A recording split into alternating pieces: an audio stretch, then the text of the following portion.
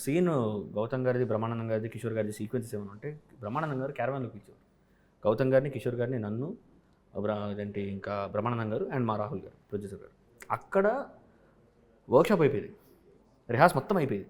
Rehearse అయిపోయి మొత్తం ఏ dialogue ఆ డైలాగ్, ఇక్కడ ఇది ఇది యాడ్ చేద్దాం, ఇది యాడ్ చేద్దాం, అక్కడ నాకు ఏమైనా ఐడియా వస్తే ఇంకో డైలాగ్ ఎక్స్ట్రా, ఇది బాగుంది, ఇది పెడదాం, ఇది ఇదా కదా చెప్తాం, మొత్తం అంతా అనేసుకుంటాం.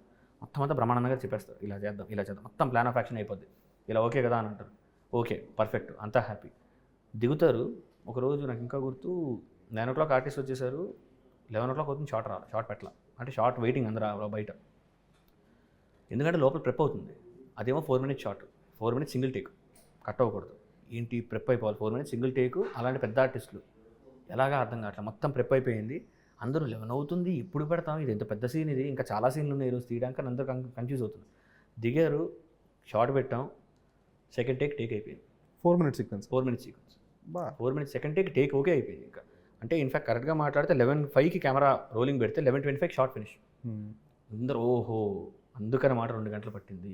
సో బ్రహ్మానందం గారు ఆ విధంగా చాలా హెల్ప్ చేశారు. సూపర్. ఎక్స్పీరియన్స్ అదే కదా అక్కడ.